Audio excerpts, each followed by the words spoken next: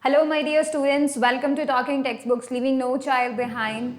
Today we are going to revise the chapter that is Universe. So basically हम लोगों ने universe में universe and little bit of हमारा जो solar system है उसके बारे में हमने डिटेल में स्टडी किया, राइट। ये जो चीज़ें हमने लेक्चर 1 और लेक्चर 2 में स्टडी की हैं आज हम उनको रिवाइज करेंगे. So basically we are going to revise our whole chapter, alright, and you all know that we do deal with the school examination as well as the Olympiads level. So basically if you are the one who is studying for both these examination, then you can watch these video lectures and you can definitely crack your school examination or the Olympiads goals you have set for yourself. Alright, if you want DPP and study material, you can access them through our Telegram channel. What you need to do is you need to write this code TTB06 in the search box of the Telegram app.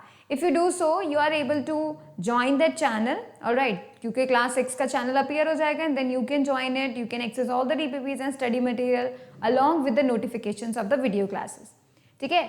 Now see, this is the team which is doing very much hard work for you all. We are putting so much effort so that we can reach up to you and deliver you the quality education you deserve, and that is the most important goal we have set for ourselves so that we can provide you with the quality education, right? So if you want to be like study all the things and you want to get good marks in your examination, then these video lectures should be watched by you and you should definitely do that.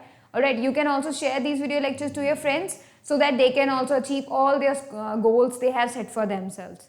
Alright, if you want DPP and study material, you can access them through our Telegram channel, and if you want to join us for the whole process, then you can also join the packages. These are the full package and the test series. To access those packages, you need to go on the website www.talkingtextbooks.in.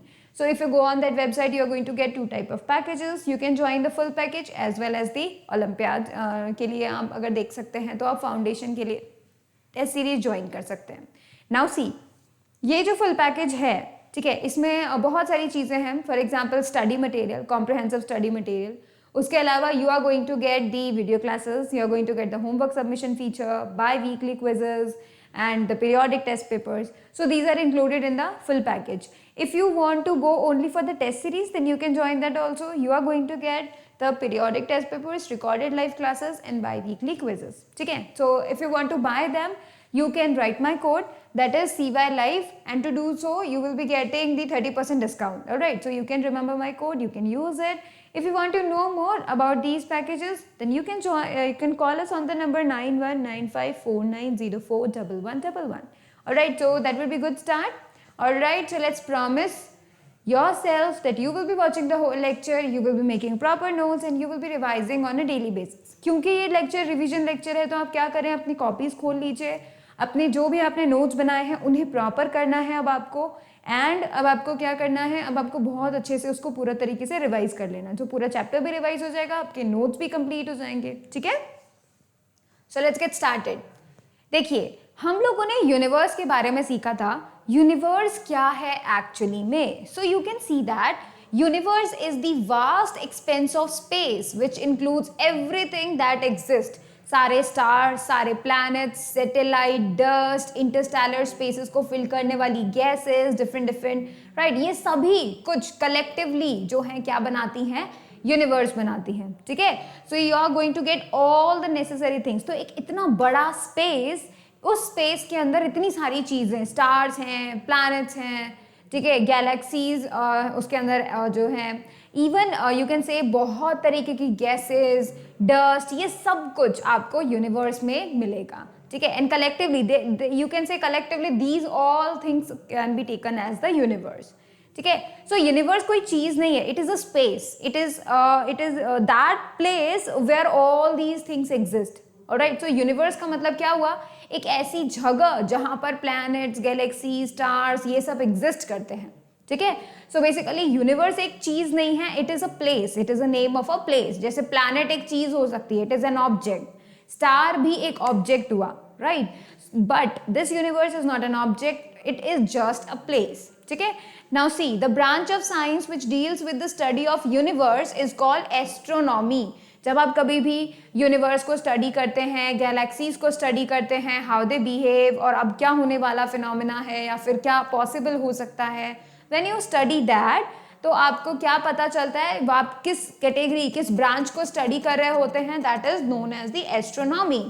The study of astronomy involves the methods and instruments used for the study of universe. Study of astronomy में जब आप astronomy study कर रहे होते हैं, that means the branch of science जिसके अंदर आप यूनिवर्स को स्टडी करते हैं. सो बेसिकली उसके अंदर आप बहुत तरीके के इंस्ट्रूमेंट्स देखते हैं, टेलीस्कोप्स, जिससे आप बहुत दूर के प्लैनेट्स को देख सकते हैं, राइट. इवन उसके अलावा you can say that various types of method you can use to study them, right. So you study all such things necessary. इसी को हम क्या बोल देते हैं, एस्ट्रोनॉमी बोल देते हैं. Now let's see the night sky. तो हम ये बात जानते हैं कि जब सन छुप जाता है, सनसेट हो जाता है, तो हमारे पूरे के पूरे स्काई में हमें बहुत सारे छोटे छोटे स्टार्स नजर आते हैं, ठीक है. वो हमेशा ट्विंकल करते रहते हैं, ब्लिंकिंग करते रहते हैं, ठीक है. तो आप देखिए, after sunset the night sky is dotted with bright star. बहुत सारे ब्राइट स्टार से वो बिल्कुल डॉटेड हो जाता है. These stars are more visible through the telescope. Most of these stars are yellow in color and few of them are white or red in color. ठीक है, बहुत सारे स्टार्स आपको नजर आते हैं, कुछ तो येलो होते हैं, कुछ रेड, कुछ वाइट होते हैं, ठीक है. बट आपको हमेशा वो कोई कलर नहीं दिखाई देगा. जब आप देखेंगे ना आसमान में, तब आपको कोई कलर नहीं दिखाई देगा. कलर आपको तब पता चलेगा जब आप टेलीस्कोप से देखेंगे, ठीक है. एंड ये जो कलर होते हैं, डिफरेंट डिफरेंट स्टार्स के जो कलर्स होते हैं, वो किस पे डिपेंड होते हैं, उनके टेम्परेचर पे. If you have different temperature, तो आपको वो अलग कलर का दिखाई देगा. इफ दो stars have different temperature, for example sun आपको येलो दिखाई देता है, राइट. हम बचपन से ही जब भी सन बनाते हैं तो हम येलो कलर उसमें कर देते हैं. सो बेसिकली हम ऐसा क्यों करते हैं, because that is a yellow star, because of its temperature. कुछ ऐसे स्टार्स हैं जो ब्लू होते हैं, पिंक होते हैं, बिकॉज ऑफ देयर टेम्परेचर, ठीक है. So stars are of different colors. Now see, the most important property of star is that they appear to twinkle. हमेशा हमको चमकते से दिखाई देते, ट्विंकल करते रहते हैं हमेशा. That is the main important thing. वो उनका प्रॉपर्टी है कि भाई उनसे आती हुई जो भी लाइट हमारी आंखों में जाती है वो हमेशा ट्विंकल करती है, ठीक है. So that is why हमें ऐसा लगता है कि स्टार ट्विंकल कर रहा है, बट एक्चुअली में ऐसा होता नहीं है. Another important object visible at night is moon. वो साइज changes every night. दूसरी सबसे इंपॉर्टेंट चीज जो हमें आसमान में नजर आती है रात के अंधेरे में, वो क्या, मून. और इस मून का साइज हमेशा चेंज होता रहता है. नेक्स्ट डे, हर एक दिन आपको एक अलग शेप मिलेगा मून का, ठीक है. That is the, you can see the phases of the moon. A moon does not appear to twinkle. और ये भी बात हमें समझ में आती है कि मून जो है हमें ट्विंकल करता हुआ कभी नजर नहीं आता है, right. That is the main important thing. Stars हमें ट्विंकल करते नजर आते हैं, बहुत ही छोटे से दिखते हैं, लेकिन मून हमें काफी बड़ा दिखता है स्टार्स के कंपैरिजन में, और वो ट्विंकल करता हुआ नहीं नजर आता, ठीक है. ये इंपॉर्टेंट चीज आपको याद रखनी है. Now let's talk about the stars. Stars actually में क्या होते हैं, दे आर यू कैन से अ गैसियस थिंग, ठीक है. वो कैसे होते हैं, गैस के बने होते हैं और बहुत बड़ी बॉडीज होती हैं, जस्ट लाइक द सन. बहुत सारे स्टार्स बहुत बहुत बहुत बड़े, सन से भी बहुत बड़े हैं, ऑलराइट. सो यहाँ देखिए, stars are heavenly bodies that are extremely hot and give out light of their own. So they are the luminous object, क्योंकि वो खुद की लाइट जो है आपको देते हैं. सो बेसिकली वो खुद की लाइट एमिट करते हैं and they have very high temperature. बहुत ज़्यादा हाई टेम्परेचर हो जाता है. That is the reason. आपको पता है कोई भी ऑब्जेक्ट लाइट तभी देती है जब उसका टेम्परेचर बहुत ज़्यादा हो जाता है, ठीक है. जैसे कि इवन बल्ब का फिलामेंट के भी टेम्परेचर बहुत ज़्यादा हो जाता है, तभी जाके क्या होता है, वो आपको लाइट देता है, वो ग्लो करता है. स्टार्स और सन, इनका भी यही है, क्योंकि इनका टेम्परेचर बहुत ज़्यादा है. This is the reason that they give out the light, ठीक है. तो अगर कोई ऑब्जेक्ट अगर लाइट एमिट करती है, दैट मीन्स उसका खुद का टेम्परेचर बहुत ज़्यादा हो चुका है, राइट. तो स्टार्स भी ऐसी ही बॉडीज होती हैं जो बहुत बड़ी होती हैं, हेवनली बड़ी होती है, एंड यू कैन से कि उनका बहुत ज़्यादा टेम्परेचर होता है. That is the reason they give out the light, ठीक है. अब देखिए, स्टार्स ज़्यादातर हाइड्रोजन गैस के बने होते हैं, ठीक है. सो स्टार्स क्या होगा, कोई बॉल की तरह नहीं होता है, ठीक है. वो कोई सॉलिड ऑब्जेक्ट नहीं होता है, वो गैसियस होता है. ऐसा लगता है कि पूरी गैस एक जगह इकट्ठी हो गई है, ठीक है, as a sphere. You can say that stars appear to be moving in the sky from east to west due to the rotation of the earth on its axis from west to east. क्योंकि अर्थ कैसे rotate करती है, west to east rotate करती है. That is the reason आपको हमेशा stars east to waste जाते हुए दिखाई देते हैं।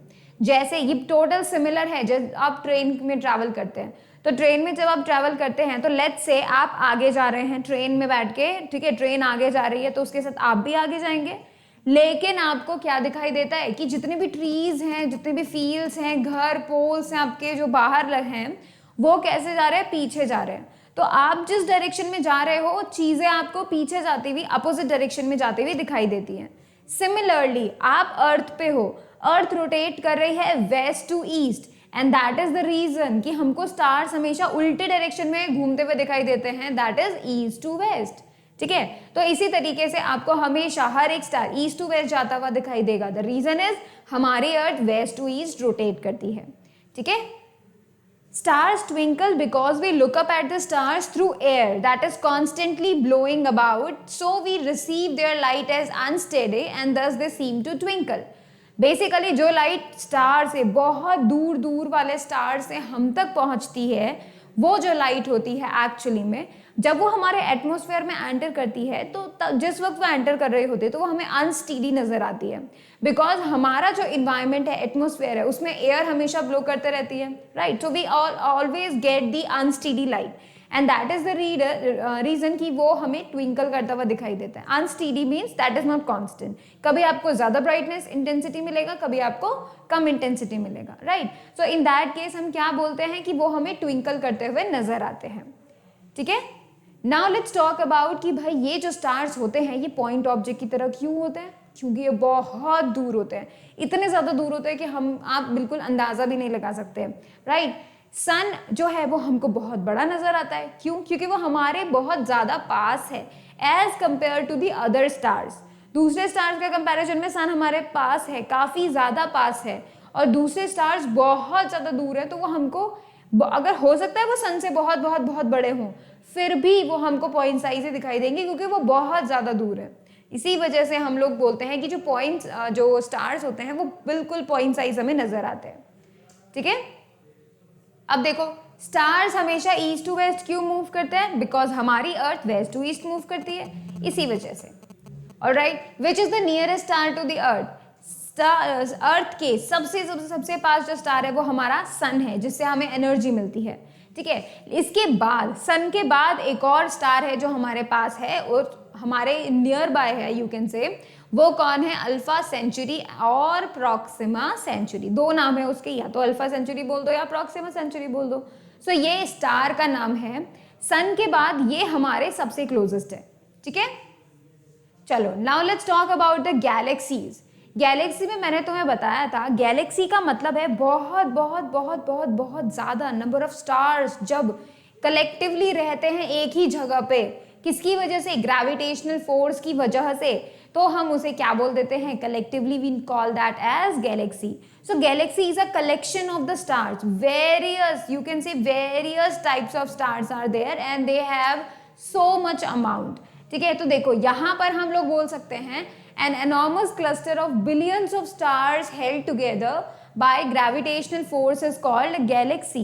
जब billions of stars आपस में एक दूसरे से किस तरीके से collectively वो connected हैं, वो है gravitational force की वजह से, अगर एक जगह पे इकट्ठे हुए हैं, so we call that as the galaxy।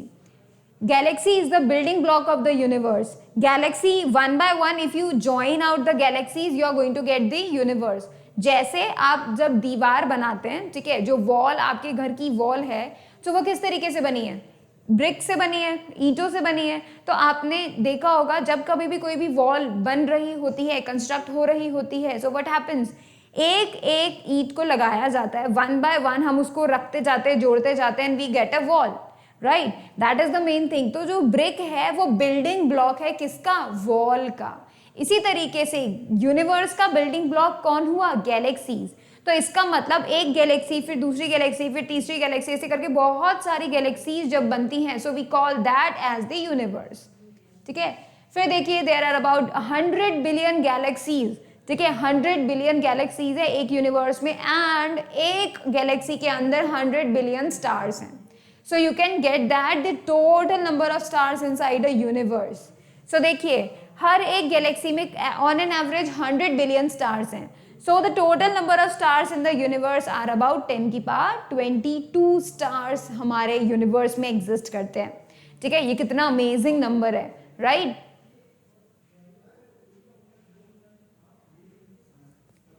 Now see, सबसे दो इंपॉर्टेंट गैलेक्सी जिनके बारे में हमें पता होना चाहिए. सबसे पहली मिल्की वे, ठीक है, दूसरी एंड्रोमेडा गैलेक्सी.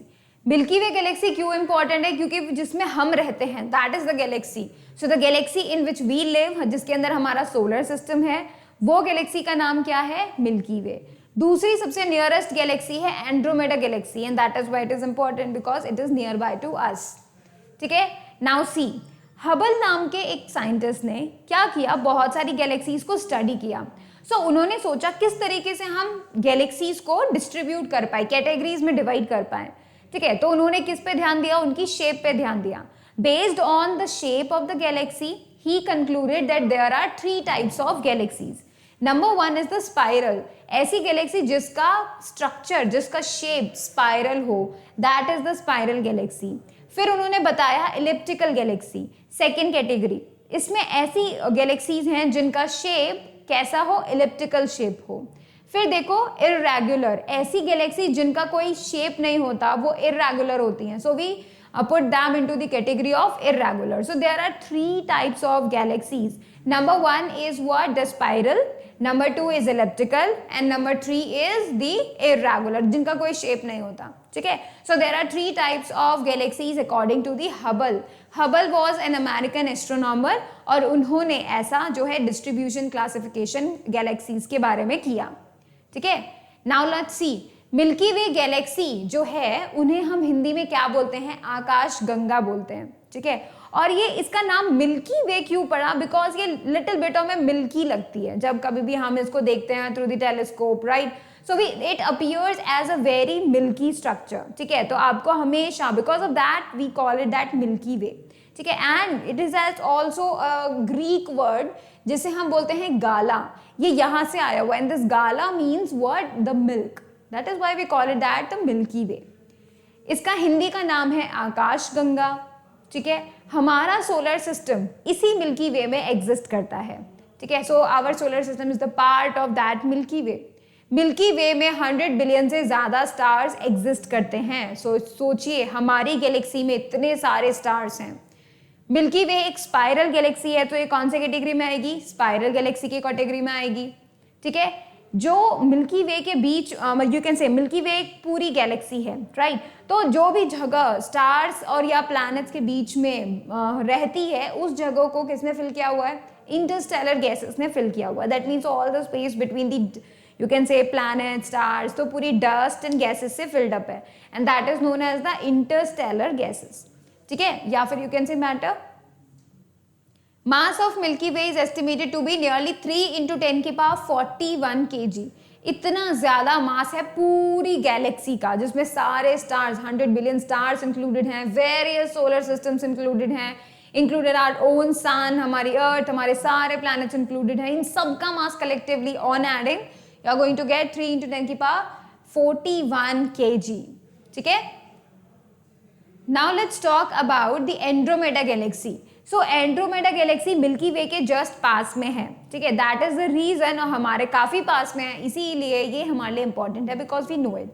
ठीक है, जैसे हमारे लिए स्टार्स जो होते हैं वो पास में होता है, तो वो हमारे लिए इंपॉर्टेंट है कि नहीं है ना? अब देखिए कॉन्स्टेलेशन. कॉन्स्टेलेशन क्या होता है?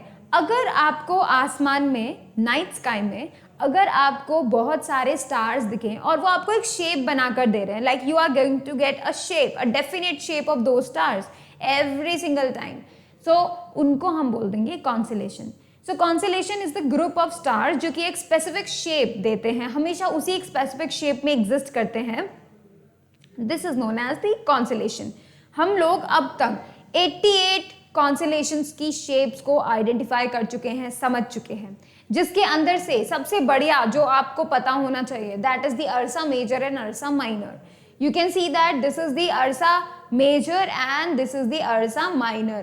दोनों का शेप ऑलमोस्ट सेम है, बट द डिफरेंस देखिए, यहाँ पर इस यू कैन से बाउल की शेप के पास यू कैन सी 1 2 3 स्टार्स, है ना।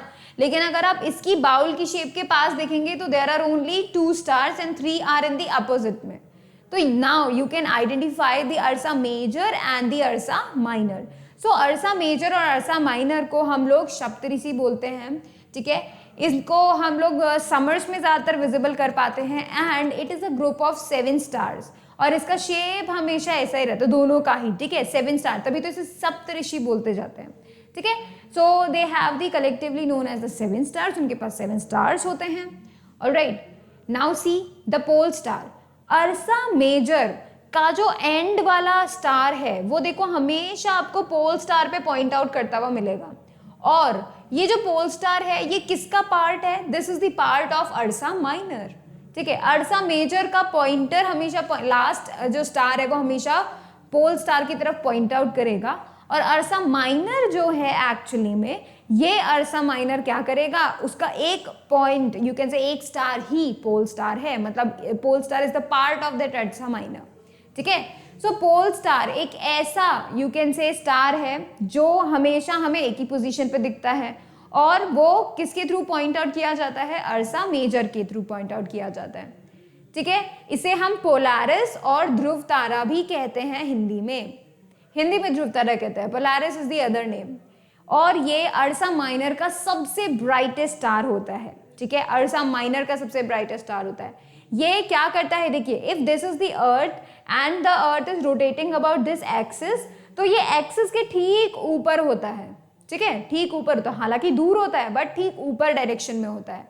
सो दैट इज द रीजन कि जब अर्थ रोटेट करती है तो सभी लोगों को वो हमेशा सेम ही पोजीशन पे दिखाई देता है, उसका पोजीशन कभी चेंज नहीं होता, because of this reason only, ठीक है। इसी वजह से क्या करता है, अपना शेप कभी भी चेंज नहीं करता है।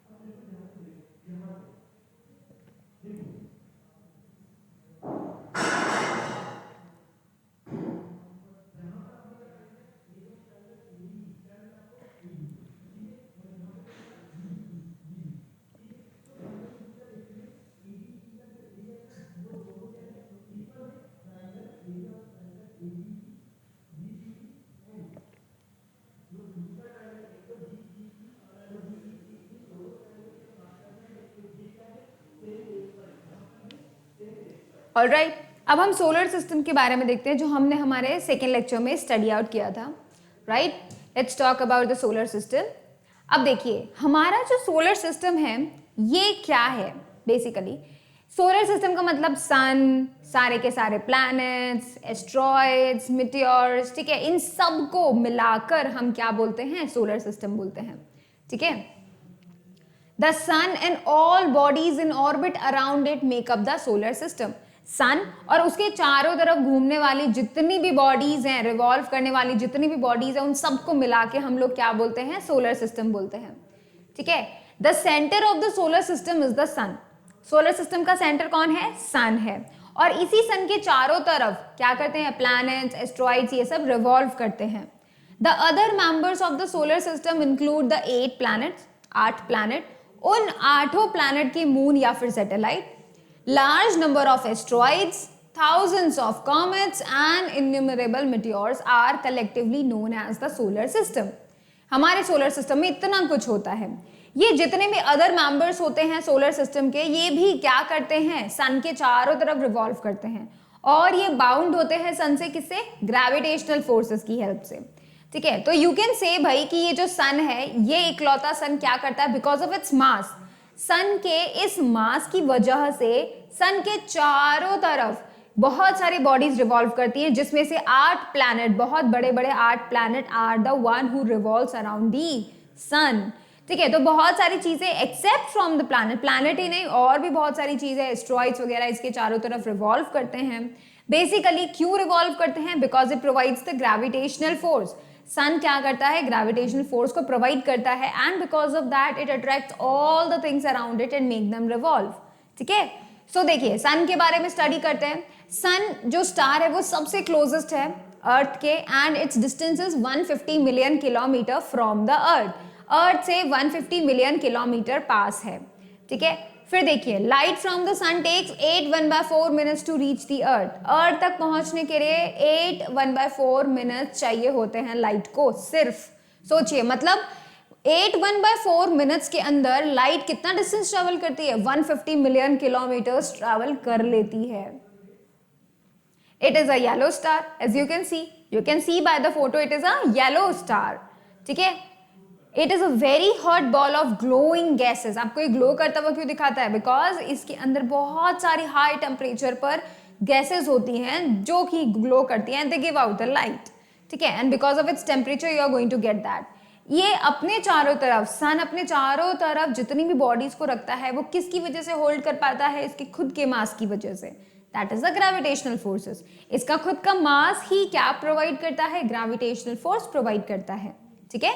Now let's talk about the other thing. देखो यहाँ पर आपके पास 8 प्लैनेट्स हैं, ठीक है, and you can remember the, you can say the order, ठीक है। तो आपको क्या करना है, इनका ऑर्डर रिमेंबर करना है। देखिए Mercury, Venus, Earth, Mars, Jupiter जो सबसे बड़ा है, then Saturn and then Uranus and then Neptune. So you getting 8 planets here. यहाँ पर 8 प्लैनेट है और आपको इनको सेम ऑर्डर में रिमेंबर करना है, from the Mercury which is very closest to the sun to the Neptune which is very far away from the sun, ठीक है। तो यहाँ पे आप क्या करेंगे रिमेंबर करने के लिए, you can use the trick my very efficient mother just served us noodles. If you remember the sentence, you are going to remember the correct order of the planets in the solar system. Alright, now let's move up to the planets one by one. Let's talk about the Mercury. देखिए mercury जो है सबसे closest होती है सन के, किसी और planets के अलावा in comparison mercury is the closest one, ठीक है। सो ये जो मरकरी होती है जो सबसे सबसे सबसे क्लोजेस्ट होती है, ये बहुत ज़्यादा टेम्परेचर भी नहीं रख पाती है, क्लोजेस्ट होने के बावजूद भी। इससे ज्यादा टेम्परेचर किसका होता है, वीनस का होता है। We will be seeing the reason also. देखिए it is a dry hot virtually airless planet because of very near to the sun. इसके ऊपर कोई भी पानी की मात्रा नहीं रहती है, right, no vapour, nothing else. So basically it is dry, totally dry, hot and virtually airless, मतलब न के बराबर इसके पास एयर रहती है, ठीक है। It has craters like the moon but it interior similar to that of the earth. इसके पास क्रेटर्स हैं, not the moon. You can say craters का मतलब you can say the structures which revolve around it little bit but not as the moon, right. So you can say that कि यहाँ पर जो craters होते हैं इसके मून के जैसे होते हैं, बट इसके पास सैटेलाइट्स नहीं होती हैं एंड इसका स्ट्रक्चर अर्थ के जैसे ही होता है। हालांकि इसके पास एयर वगैरह कुछ नहीं है बट इसका स्ट्रक्चर अर्थ की जैसा है। इसमें भी iron and other heavy metals elements इसके ऊपर एग्जिस्ट करते हैं। Like the Earth its interior contains iron and other heavy elements.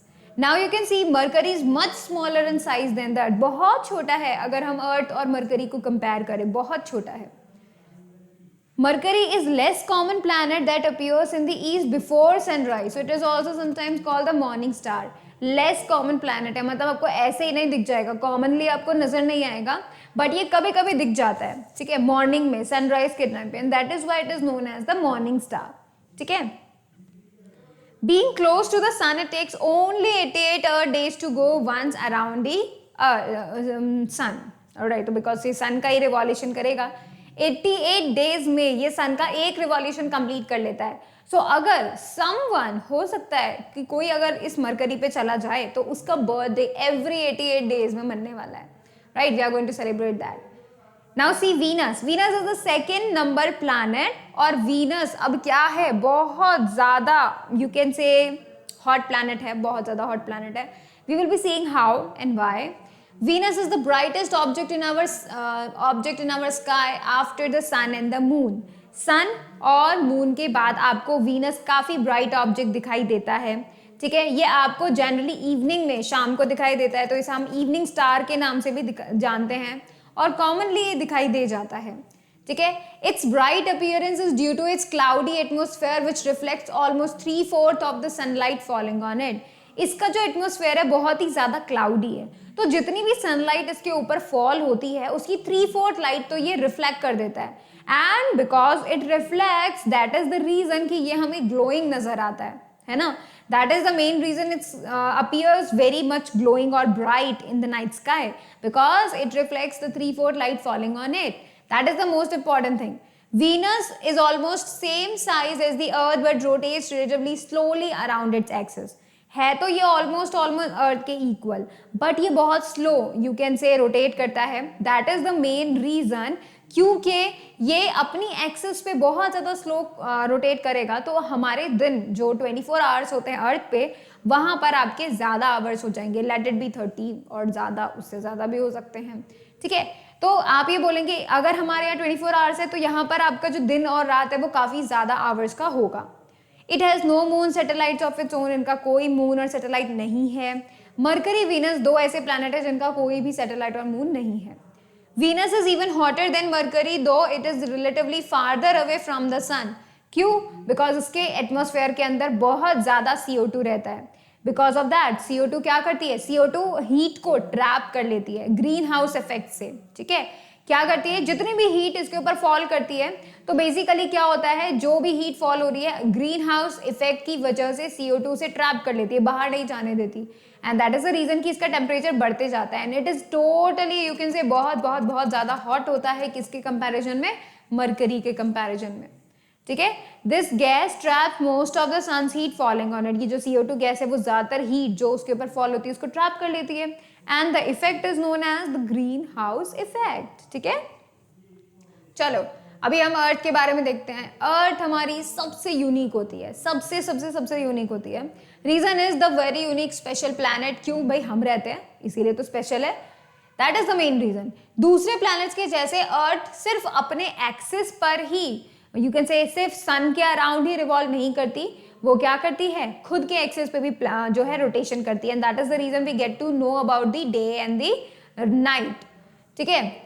The portion of the earth facing the sun at any time has day, जो भी portion सन की तरफ होता है, ठीक है, जो भी पोर्शन अर्थ का सन की तरफ होता है वहां दिन होता है, अपोजिट में क्या होता है, रात होती है, ठीक है। जैसे अगर सनलाइट वहां से आ रही है तो यहाँ पर इस एरिया में वुड बी द डे, और पीछे वाले एरिया में यहाँ पे क्या होगा, इट वुड बी नाइट। तो जब ये रोटेट करती है तो ये वाले पार्ट को अब वहां चला जाएगा तो वहां सनलाइट मिल जाएगी, तो it would be day, and here it would be night. So that is the main reason, जो सन की तरफ रहता है वहां पे दिन होता है, जो ऑपोजिट होता है वहां पे नाइट होती है। इसी तरीके से यहाँ per day and night form होते हैं। उसके अलावा यहाँ पर जो एक्सिस ऑफ रोटेशन होती है अर्थ की, वो टिल्टेड होती है, ठीक है, वो जो उसका ऑर्बिट है उससे टिल्टेड होती है, एंड उसकी वजह से आपको समर, विंटर्स, ऐसे अलग अलग सीजन्स आपको मिलते हैं, ठीक है। जो भी यू कैन से वहाँ पर जो भी पार्ट सन जिसका हेमिस्फेयर्स, अलग अलग जो हेमिस्फेयर्स होते हैं, सो जो भी पार्ट सन की तरफ होता है, जो भी पार्ट टिल्टेड होता है टुवर्ड्स द सन, वहाँ पे समर होगा, एंड जो भी part away from the sun tilted है वहाँ पर विंटर होता है, ठीक है। फिर अपोजिट जब चेंज होते हैं, सो जो भी पार्ट इधर इट इज द नॉर्दर्न और इट इज द साउदर्न, ठीक है, तो जो भी पार्ट सन की तरफ टिल्टेड है उसके पास समर होगा, वहां पर समर सीजन चलेगा, और इस चेंजिंग में समर एंड विंटर की चेंजिंग में you are going to get the spring and the autumn season also, ठीक है। हमारी अर्थ को पूरा रोटेशन सन के चारों तरफ रिवॉल्व करने में 365 डेज एंड 1/4 डेज आपको लगते हैं, ठीक है, पूरा का पूरा इतने सारे डेज लगते हैं, दैट इज वाई हमारा बर्थडे एवरी 365 और 366 डेज में आता है, ठीक है। सो बेसिकली ये हमारी अर्थ की सबसे स्पेशलिटी है कि इसके ऊपर डिफरेंट डिफरेंट सीजन्स होते हैं, ठीक है। इसके ऊपर बहुत सारी गैसेस, लिवली गैसेस हैं जिनकी वजह से हम एग्जिस्ट करते हैं, ऑक्सीजन, राइट, जो कि हमारे लिए बहुत इंपॉर्टेंट है, and that is why it is special planet. Now let's talk about the Mars. Mars को हम red planet भी कहते हैं. You can see the color of the Mars, right? It is reddish, so that is why we call it the red planet. ठीक है, क्योंकि इसका appearance red होता है. इसका जो surface होता है वो बहुत ज़्यादा cold और high altitude desert की तरह दिखता है, बहुत ज़्यादा ठंडा रहता है ये. ऑलराइट, इसका जो एटमॉस्फेयर होता है उसके अंदर ज़्यादातर CO2 होती है, बाकी और थोड़ी गैसेस भी होती हैं but they are very less amount, ज़्यादातर इस पे CO2 रहती है। ऑलराइट, एंड इसका जो सरफेस है वो बहुत ज़्यादा लो टेम्परेचर पे है। ऑलराइट, इसी की वजह से प्रेशर भी बहुत ज़्यादा कम रहता है। So its surface temperature and surface pressure are both very low, बहुत ही कम रहता है। These conditions make it unlikely for water to exist in the liquid state. That is the reason कि यहाँ पर liquid state में water exist नहीं कर सकता, क्योंकि काफ़ी कम temperature रहता है and काफ़ी कम pressure भी रहता है। Alright, इसका जो diameter होता है इस मार्स का, वो हमारे अर्थ के हाफ ऑफ द डायमीटर से लिटिल बिट ज़्यादा रहता है। ठीक है, so it is you can say little bit equal और you can say smaller than the earth definitely. इसका जो मास है वो 1/10 ऑफ द अर्थ है। सोचिए 1/10 ऑफ द अर्थ है, and that is the main reason कि इसके पास लो एवरेज डेंसिटी है, जो कि अर्थ से काफी काफी काफी कंपैरिजन में छोटी है। ठीक है, so we can say that इसके पास बहुत ही ज्यादा कम रहती है। इसके पास 2 मून है, ठीक है, जिसका नाम है फोबोस एंड डीमोस। ठीक है, Phobos and Deimos are the 2 moons of the Mars. हमारे यहाँ पे अर्थ का कितना है, एक ही है जिसे हम बोलते हैं मून, लेकिन हमारे पास आर्टिफिशियल सैटेलाइट्स बहुत ज़्यादा है जो हमने बाहर भेजी हुई हैं because of our communication systems.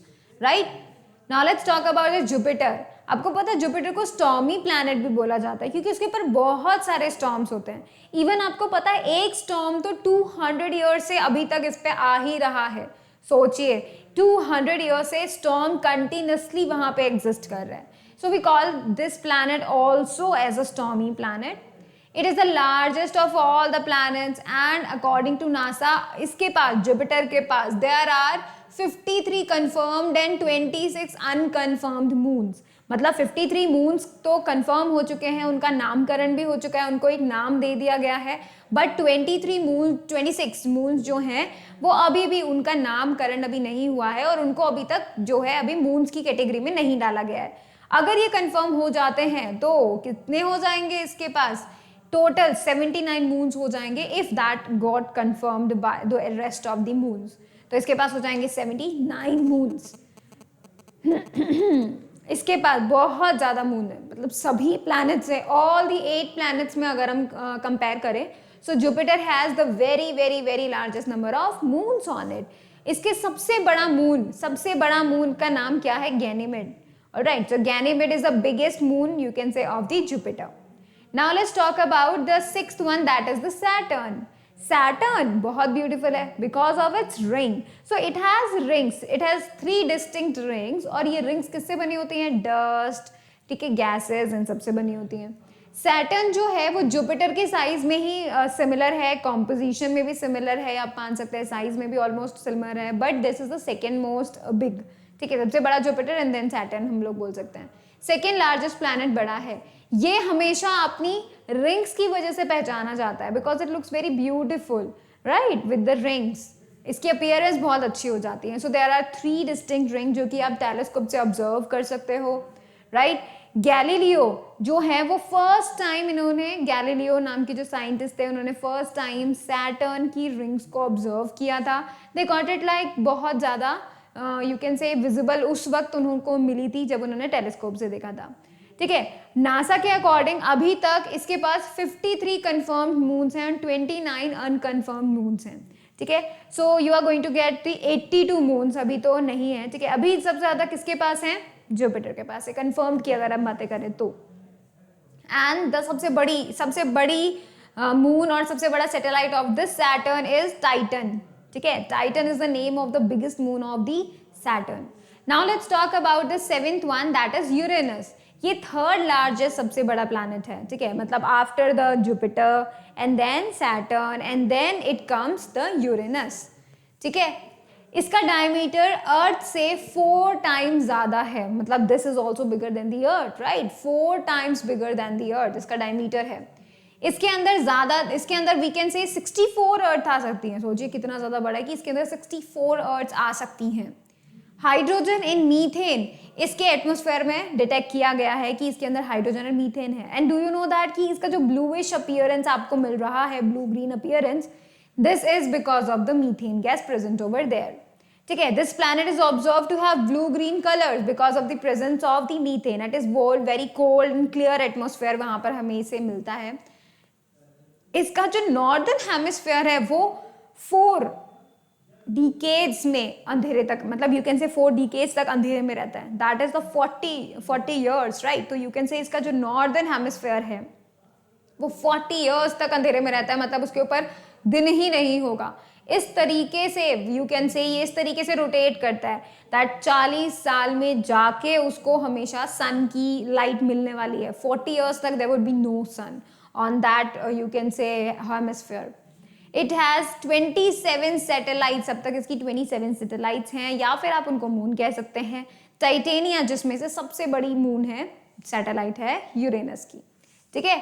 Now let's talk about the last planet and the farthermost from the sun is the Neptune. Neptune is the planet जो कि बहुत बहुत बहुत फार है और आप इसको टेलीस्कोप से देख सकते हैं. ठीक है. इसका नाम किसके पीछे रखा गया है? रोमन के सी गॉड जिन्हें नेपच्यून बोला जाता है. ठीक है. That is the main thing कि इनका नाम नेपच्यून पड़ा. अकॉर्डिंग टू नासा नेपच्यून के पास 14 कंफर्म्ड मून्स हैं. ऑलराइट. एंड जिसमें से ट्रिटॉन सबसे ज्यादा बड़ा मून है of the Neptune. Alright. So these are the four you can say 8 planets, right, जिसका हमने बातें की है. we got to know about these 8 planets and the universe and the various things like galaxies and all. Alright. Now see, different जो planets हैं उनका अलग अलग नाम है. हमारे इंडियन कल्चर में different names हैं, रोमन और ग्रीक कल्चर में different names हैं. I told you about these two, right? So देखिए, मरकरी का हिंदी में नाम बुध है और इनको ग्रीक या फिर रोमन में बोलते हैं मैसेंजर ऑफ गॉड्स. वीनस का नाम हिंदी में शुक्र है और इसे goddess of beauty and love भी कहा जाता है. अर्थ का नाम हिंदी में पृथ्वी है और इसे गॉडेस गिया बोला जाता है. मार्स का नाम हिंदी में मंगल है एंड इसे God of war and conflict भी माना जाता है. जुपिटर का नाम हिंदी में बृहस्पति है and it is called king of gods. Saturn का नाम शनि है and it is called god of fertility. Uranus का नाम अरुण है, it is called husband of goddess Gaia. Neptune का नाम वरुणा है and it is called god of sea storm. So basically Neptune पे you can get the storms, right, but actually में stormy planet तो कौन है? जुपिटर है, राइट. इसके अलावा मैंने आपको बताया था lunar Eclipse and solar Eclipse. Lunar Eclipse का मतलब क्या हुआ? चंद्र ग्रहण, जिसे हम हिंदी में बोलते हैं. चंद्र ग्रहण कब होता है? जब चांद के ऊपर लाइट नहीं पहुंचे, सन की लाइट जब नहीं पहुंचे, दैट इज कॉल्ड चंद्र ग्रहण. ठीक है. एंड ऐसा कब होता है? जब अर्थ बीच में आ जाती है, between the sun and the moon. Sun और मून के बीच में अगर अर्थ आ जाती है तो सारी लाइट अर्थ पे आ जाती है एंड मून पे फिर कोई भी लाइट नहीं जा पाती है. दैट इज द रीजन कि मून के ऊपर क्योंकि कोई लाइट नहीं जा रही है, we call that as the chandra grahan. ठीक है. So this is called the lunar eclipse whenever the earth comes between the moon and the sun. ठीक है. So when the earth comes between the sun and the moon which blocks the sunlight falling on moon, then the lunar eclipse occurred. इसी तरीके से देखिए solar Eclipse. Solar Eclipse कब होता है? जब सन की लाइट अर्थ तक नहीं पहुंच पाती है. और कौन बीच में आ जाता है? मून बीच में आ जाता है. Alright, so solar eclipse happens whenever moon comes between the sun and the earth. So you can say when the moon comes between the sun and the earth, which blocks the sunlight, then the solar eclipse occurred. So there are 2 eclipses we can say. कभी कभी सन and lunar दोनों आपको मिल सकते हैं and बहुत ज़्यादा आपको इक्लिप्सेस मिलते हैं. काफ़ी कुछ बहुत ज़्यादा खतरनाक भी होते हैं. So while happening solar eclipse, do not look at the sun. ठीक है. Do not just look at the sun. Alright.